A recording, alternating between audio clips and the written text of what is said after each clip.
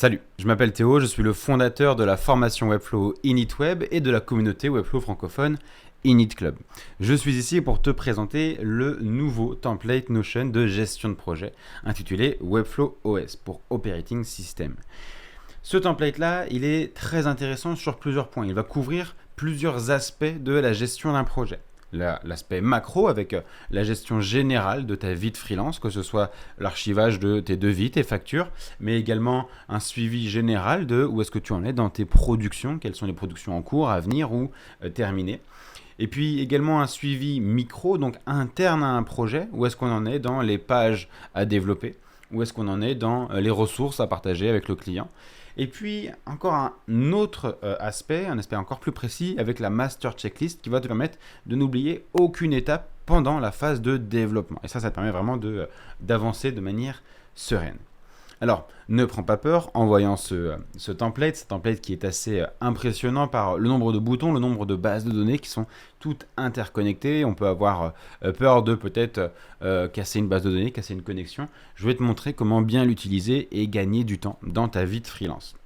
On va d'abord commencer par la page principale, la page d'overview, la page d'accueil de Webflow OS avec ici les actions importantes. On va retrouver les 6 grandes bases de données. Lead, projet, client, freelance, compta et maintenance, avec en dessous des boutons. Les boutons sont toujours symbolisés de la même sorte, avec cette petite icône ici, et souvent nouveau lead, nouveau quelque chose. Et donc là en dessous, on va pouvoir créer des nouveaux leads, des nouveaux projets, des nouveaux clients, des nouveaux freelances, des nouveaux devis, des nouvelles factures. Alors attention, ici on ne crée pas un devis ou une facture, ça il faudra le faire sur un outil de création de devis facture officiel, mais ici c'est plutôt pour venir la stocker et l'archiver et la rattacher à un projet pour savoir que tel projet en est à tel avancement avec tel devis, telle facture. Ça permet d'avoir un suivi en gestion de projet de production, mais également en termes d'administration et de comptabilité. Ok, je descends un petit peu, prise de notes, rien d'exceptionnel ici. Si je clique sur une nouvelle prise de notes, je peux démarrer une nouvelle prise de notes en dessous et ouvrir la page et faire ma prise de notes. Et ensuite, je vais avoir 3 grandes étapes. Étape 1, qualification. Étape 2, production. Et étape 3, gestion.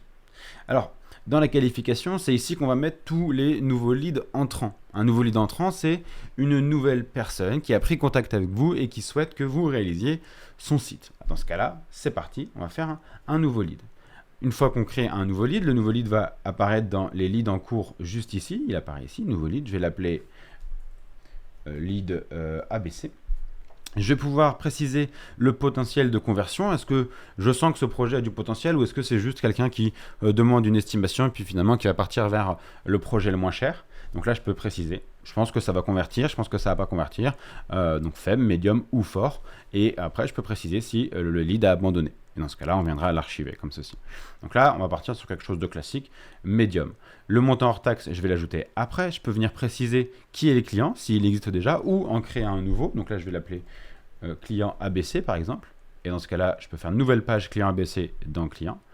Et ici, je vais pouvoir récupérer donc l'email. Donc ça, c'est ce qui viendra être récupéré. On voit que j'ai le petit symbole ici sans interdit qui me dit que l'information n'est pas à modifier ici. Elle est à modifier dans le client. Donc si je veux, il faudrait que je clique ici sur client ABC pour ajouter le nom, le prénom, l'email de la personne de contact, le téléphone, etc. On fera ça plus tard. Et puis, donc j'ai la date de création. Ici, j'ai une date d'envoi du devis maximum. L'idée, c'est de répondre rapidement à un lead en moins de 2 jours. Et je peux préciser ici si le lead est converti et que j'ai créé un devis par la suite. Je peux ensuite ici ajouter des prises de notes, ajouter des liens utiles si la personne m'a partagé par exemple un drive ou des maquettes Figma ou des informations importantes. Et puis, je vais pouvoir démarrer ici une première estimation en cliquant sur le bouton. Je vais ouvrir en grand parce que là, on va avoir besoin d'un petit peu de place. Lorsque je crée une estimation, ici, on construit l'estimation par le nombre de pages et par les fonctionnalités. Alors, l'estimation, elle est basée sur ton TJM. Okay, ce TJM-là, il va être important pour te permettre derrière de venir être au plus juste pour toi. Tu peux le vendre ensuite comme un forfait et dire création de site web 1050 euros. Ou alors dire précisément, bon, telle page, il faut 2 jours. 2 jours à tant de TJM. Celle-ci, il faut une journée à tant de TJM, etc. Libre à toi. Mais la méthode de calcul, elle est basée sur le TJM. Et donc ici, je vais pouvoir préciser. Donc la page, donc là je peux dire, il me faut une page home, il me faut une page à propos, par exemple, je peux venir préciser en plus ce que je veux pour chacune des pages. Je peux ajouter des nouvelles pages. Donc là, développement, je vais mettre page contact, par exemple.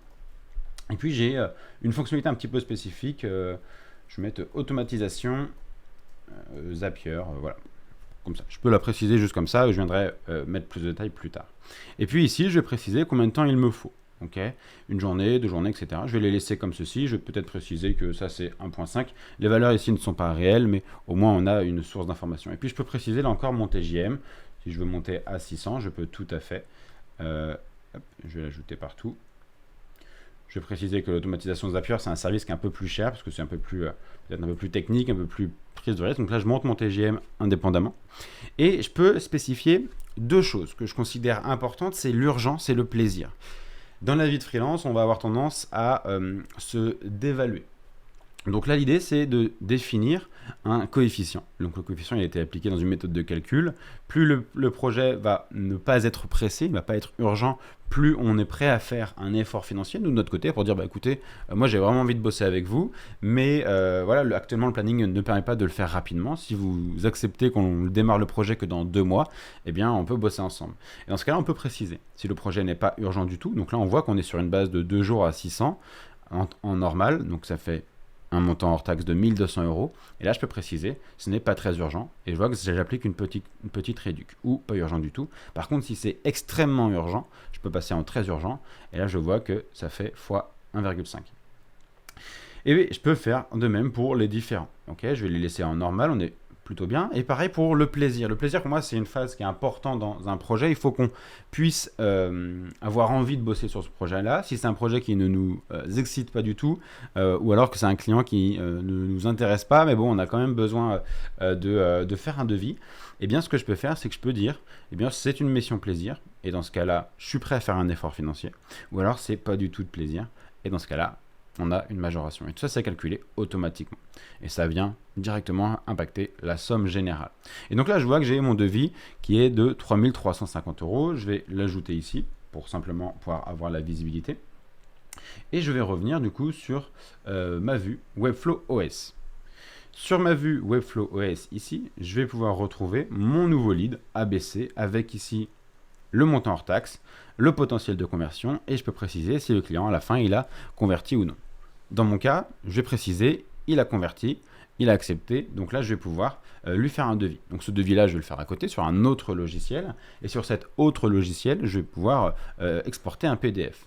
Maintenant j'ai un devis, ce devis là je vais l'ajouter ici, alors je peux soit cliquer sur nouveau devis, soit faire une nouvelle page ici. Je vais cliquer sur nouveau devis, ça me permet d'ajouter le devis numéro 2023-2 par exemple. Je précise ici, c'est un montant de 3350 €. Le client, c'est client ABC, donc là, il me le retrouve tout de suite. Le projet, il n'est pas encore existant, donc ça, je vais le laisser de côté pour le moment. Donc le devis n'a pas été accepté et je peux mettre ici mon archive. Okay, le projet apparaîtra quand j'aurai mis mon projet. Ok, j'ai mon devis, il est envoyé et en attente. Il faut juste que je précise, je vais aller voir la base de données ici. Donc devis, il est ici... Il va être... est-ce que je l'ai créé? Si, je l'ai créé. Je vais le retrouver plus tard, c'est pas grave. Il va être juste là à côté. Et donc là, j'ai bien ici donc mon estimation. Le devis est validé, je peux démarrer un projet. Alors, quand on démarre un projet, souvent on démarre avec une facture d'acompte. Et quand on fait la facture d'acompte, eh bien, on va pouvoir l'ajouter également ici, en tant que facture payée ou envoyée et en attente. Et là, la partie la plus intéressante commence. On démarre un nouveau projet. Alors pour démarrer un nouveau projet, soit on clique sur nouveau projet ici, soit on clique sur nouveau projet ici. Et on a 2 vues. On a la vue des projets globaux, projets en cours, et on a le planning macro, donc à l'échelle du mois ou à l'échelle de l'année. Et là, je vais pouvoir également venir gérer tout ça. Donc, nouveau projet, je clique dessus et c'est parti. Alors là, il va falloir attendre un tout petit peu, quelques petites secondes, le temps que le lien se fasse. Et voilà, j'ai bien nouveau projet qui est apparu et toutes les sous-pages ont été ajoutées à l'intérieur. Donc ça, c'est une bonne nouvelle. Je vais pouvoir maintenant commencer à travailler avec. J'ouvre mon nouveau projet. Je l'ouvre en grand. Je vais l'appeler projet ABC. puisque c'était le client ABC. Automatiquement, il aura un identifiant qui est plus ici pour s'y retrouver. Je peux préciser une date de début et de fin, mais je le ferai juste après. Le lead, je peux le rattacher ici. C'était le lead ABC. Le client, c'est le client ABC. Je peux préciser qui sont les freelances qui montent sur le projet. Je peux ajouter des freelances ou récupérer des freelances existants si parfois il y a de la collaboration. Donc là, je vais mettre ce freelance-là. En termes de compta, je vais pouvoir retrouver le devis ici.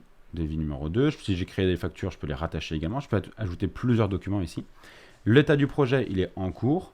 L'avancement, il est à 0%, mais ça, on n'a pas besoin d'y toucher. Ça va dépendre des sous-étapes qui sont ici. Et on verra pour la maintenance un petit peu plus tard. OK. J'ai maintenant plusieurs choses intéressantes dans cette vue de projet. Une vue qui va être partagée et une vue qui va être restreinte. L'idée, c'est que je garde de mon côté la vue restreinte et que je partage un espace spécifique avec mon client ou avec les freelances. C'est ce qu'on va faire tout de suite. On va commencer par ça. Je vais créer mon espace partagé. Donc là, je crée un nouvel espace partagé. Automatiquement, la page va apparaître ici. Site, nom du projet. Je clique dessus. Là, je vais l'appeler projet ABC.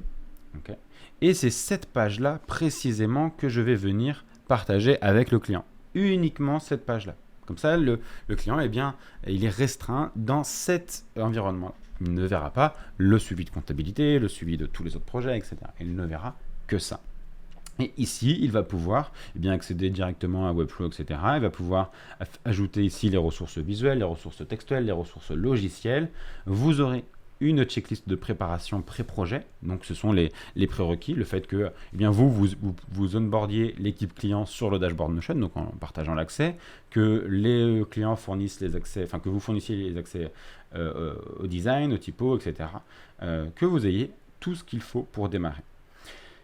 Et ensuite, vous avez cette vue-là, l'avancement du développement. Cette vue-là, elle est assez intéressante puisque ça vous permet d'avoir une vue très précise de là où vous en êtes sur chacune des pages.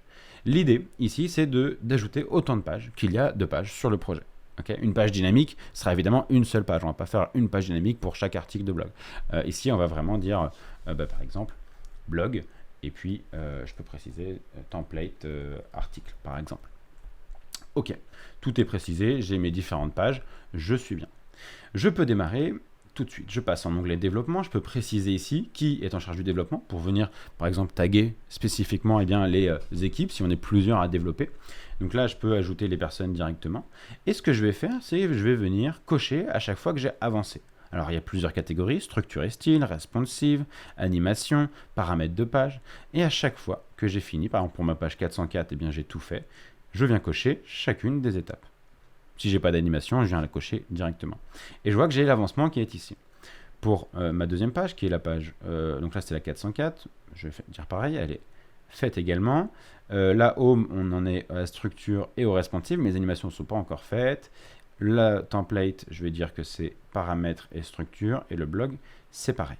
Okay, donc je sais que j'ai 2 pages à 100%, 3 pages à 50%. Si je reviens vite fait voir la vue globale, je vois ici qu'en orange, j'ai l'avancement du dev et qu'on a une vue un peu plus précise. Okay. Automatiquement, lorsqu'une page est à 100% ici, elle passe en recettage. À ce moment-là, j'ai plusieurs, là encore, vérifications possibles. Je peux définir qui doit faire le recettage, que ce soit côté client ou de mon côté. Et c'est parti, la recettage commence. Donc là, la 404, vérification des liens, c'est OK. Vérification des textes, c'est OK. Les formulaires, c'est OK. Les intégrations, OK. Le responsive, OK. La page est à 100% ici en recettage. L'autre, je ne vais pas la terminer. Comme ça, on va montrer un petit peu la différence. Et donc, la page 404, elle est à 100% en développement, 100% en recettage. Elle est donc prête pour la mise en ligne et elle apparaît automatiquement ici. Je récupérerai tout de suite les personnes que j'aurais sélectionnées avant, mais cette page-là, elle est prête pour la mise en ligne. Et ça, je peux le voir aussi dans vue globale. Elle est à 100% de l'état final. Ça me permet d'avoir une vue très précise de l'avancement de chacune des pages. Et si j'ai besoin, je peux toujours rentrer dans une page et venir ajouter les informations nécessaires. Voilà pour la vue micro, la vue pour un projet. Comment je viens faire avancer le projet. Je vais revenir en arrière, je vais aller chercher donc Webflow OS, je vais revenir dans mon projet, je suis dans le projet ABC, donc là je peux re-rentrer dedans. Et je peux aller voir maintenant le planning macro. Le planning macro, il me permet de venir ajouter les 8 étapes ici. Alors, comment ça fonctionne? Eh bien, ce qui va se passer, c'est que je vais avoir donc le planning macro que je vais pouvoir retrouver ici, mais également, voilà, dans ma page d'avant, dans la page d'overview du Webflow OS. Et là, l'idée, eh bien, c'est de trouver, par exemple, donc, où je suis aujourd'hui, je suis au 7, que le projet général, donc le projet ABC, il a démarré, disons, lundi, ou disons qu'il a démarré la semaine dernière. Comme ça, on va gagner un petit peu de temps. Il a démarré la semaine dernière, c'est un projet qui va durer au moins jusqu'au 21. Et en dessous, j'ai 8 grandes étapes. Préparation, développement, fonctionnalité, recettage, lancement, avis, communication et fin de projet. La préparation, c'est la construction voilà, du Notion, l'ajout des accès, etc. On réunit tout le monde dans un même endroit. Donc ça, c'est quelque chose qui va prendre en moyenne une journée. Donc là, je peux le poser la première journée et le mettre comme ceci. Ensuite, le développement démarre. Le développement, je vais prendre la poignée de fin, je vais l'augmenter. Ça a lieu jusqu'au 11 peut-être. Et puis ensuite, je vais avoir les fonctionnalités. Peut-être que ça va démarrer un petit peu en parallèle. Je vais la faire démarrer par ici. Et je vais dire que ça a lieu jusqu'au 13. Recettage, voilà, même principe. Puis lancement. Voilà, puis avis dans la foulée. Et enfin, j'ai la phase de communication. La phase de communication, moi, je la prévois sur 6 semaines. Je vais vous expliquer pourquoi après. On le verra dans la master checklist. Mais donc là, je sais que j'ai 1, 2, 3, hop là, 4, 5. Et le 6, ce sera ici. Et ensuite, je vais avoir la fin de projet qui aura lieu ici. Je ne vais pas la checker tout de suite. Je vais mettre que ça, c'est la fin de projet. C'est l'archivage. J'ai mon projet qui est maintenant timé. La phase de préparation, je vais la checker. Et automatiquement, ça va me préciser que le projet a avancé de 12,5%. Si je coche développement, quand j'ai terminé mon développement, ou fonctionnalité, automatiquement, eh bien, l'avancement du projet avance également. Et ça, c'est très intéressant parce que je vais pouvoir voir dans la vue générale ici. Je retourne à Webflow OS. Je redescends. J'ai ma vue ici planning. Et dans ma vue planning, j'ai déjà le projet Bico qui est en cours. Mais j'ai en plus le projet ABC qui lui aussi est en cours. Et donc, je sais que aujourd'hui, je suis en phase de développement pour le projet ABC, mais également pour le projet Bico. Et je démarre la phase de fonctionnalité pour le projet ABC. Et ça me permet d'avoir une vue vraiment précise, vraiment globale de tous les projets qui sont en cours actuellement dans mon planning. Je retourne voir mon projet ABC, je rentre à l'intérieur. Je vois ici que les dates ont été ajoutées, date de début, date de fin, automatiquement, grâce à ma vue macro. Et je réouvre l'ensemble en plus grand. J'ai terminé sur l'aspect planning, l'aspect comptabilité. Donc ici, ça va automatiquement récupérer les documents. Je ne vous conseille pas forcément de créer les documents ici. On va plutôt le faire du côté de la vue overview avec le nouveau devis, nouvelle facture. J'ai ici les freelances, donc je peux aller cliquer dedans et puis voir les informations des freelances comme les emails, les téléphones, etc. Les spécialités notamment aussi. Et puis vous avez la phase de maintenance. Je vais juste la mettre en pause un court instant. On va d'abord aller voir la checklist et ensuite on viendra voir la maintenance. La checklist ici, c'est très important pour n'oublier aucune étape dans la conception du projet. Je vais créer une nouvelle checklist de projet. Automatiquement, la page va apparaître juste en dessous, Master Checklist, et là, j'ai 8 étapes. Ces 8 étapes-là, donc préparation, développement, fonctionnalité, recettage et lancement, avis et continuité, communication et fin de projet, elles sont essentielles pour gérer un projet de A à Z. À chaque fois, vous allez avoir ici plus d'informations, plus de détails. Vous allez pouvoir venir checker chacune des étapes. Vous assurer que vous n'avez rien oublié. Parfois, il y a des choses que vous ne ferez pas. Eh bien voilà, peut-être vous n'avez pas besoin d'avoir du Zapier ou du Make, donc là vous le pré-checkez et vous êtes sûr que c'est fait, mais vous êtes certain de faire voilà, chacune des étapes. Ok, j'ai bien tout fait, ça aussi, j'ai bien tout fait. Bref, vous checkez, vous avancez et à la fin, quand tout est checké, vous pouvez marquer ici la phase 1 comme validé. Même chose ici, développement, vous aurez plus d'informations, mais ici c'est marqué, vous voyez, valider chacune des étapes avec le client sur l'espace partagé. L'espace qu'on a vu juste avant, avec la vue développement, la vue recettage et la vue des pages prêtes à la mise en ligne. Fonctionnalité, recettage, voilà, je vous laisserai découvrir évidemment tout ce qu'il y a. Et vous avez également le lancement, l'avis et continuité, donc là, comment on fait pour demander un avis à un client. Voilà, bien penser à le faire en bonne et due forme. Et puis pareil pour la communication. La communication, ce qui est intéressant, c'est que là, je vous ai prévu un planning de communication sur 6 semaines. L'idée, c'est de capitaliser sur ce projet-là. Et souvent, c'est là où les jeunes freelances, pêchent pour essayer d'étendre leurs activités. Lorsque l'on a terminé un projet, on peut évidemment communiquer pendant le projet, mais lorsque l'on a terminé un projet, et là démarre la phase de communication autour de ce projet-là. C'est bien de faire un post de lancement pour dire j'ai terminé ce projet-là, le voilà, il est en ligne, c'est super, mais ça ne suffit pas. Il faut essayer de tenir sur la durée pour, là encore, pouvoir convaincre les futurs clients potentiels ou ceux qui hésitent à travailler avec vous. Donc là, on a 6 semaines. Semaine 1, un ou plusieurs posts de lancement, dont l'objectif, c'est de célébrer la réussite du projet. Préparation, publication. Un ou plusieurs posts sur votre processus, en semaine 2, pour montrer votre professionnalisme. Un ou plusieurs posts behind the scene, pour montrer votre quotidien de dev, montrer comment vous travaillez, en semaine 3. Semaine 4, un ou plusieurs posts sur un point technique, pour montrer votre expertise. En semaine 5, un ou plusieurs posts sur la collab dev client, pour montrer votre sympathie et l'organisation que vous mettez en place. Un ou plusieurs posts sur le type de projet, pour montrer votre spécialisation pour les futurs clients. Et il y a un bonus, un ou plusieurs posts sur la vie du client. Ça renforce votre savoir-faire. Si le client a laissé un avis, eh bien vous pouvez le reposter et puis communiquer dessus. Ici, vous voyez, on a vraiment 7 semaines, on va dire, de contenu. Vous pouvez les réarranger comme vous voulez. Si vous voulez mettre l'avis plus tôt, vous pouvez tout à fait. C'est vraiment plutôt un titre d'indicatif. Et puis à la fin, on a la fin de projet qui correspond du coup à comment dire, l'archivage. Voilà, je cherchais le mot. Donc voilà, comment je viens gérer un projet avec cette master checklist. Vous pouvez tout retrouver ici. Je vais revenir sur mon projet ABC. Et ici, je vais pouvoir avoir un dashboard de gestion de maintenance. Alors quand je clique dessus, il m'ouvre ma gestion de maintenance. Mais jusqu'à là, je n'ai pas grand-chose en maintenance. Ce que je vais faire, c'est que je vais venir modifier ça ici. En ajoutant ici, en cliquant dans vide, j'ai des informations qui sont pré-remplies. Hébergement Webflow, CMS Business Basic, ou là encore CMS Business Basic, avec la différence que ici on est en M, donc en mensuel, et ici on est en A, donc en annuel. Ce que je vais faire, c'est que je vais par exemple dire que mon client souhaite que je garde le projet de mon côté, que je lui facture une maintenance, que je paye pour lui l'hébergement et que je lui refacture derrière. Et ça, je peux le définir soit de manière mensuelle, soit de manière annuelle.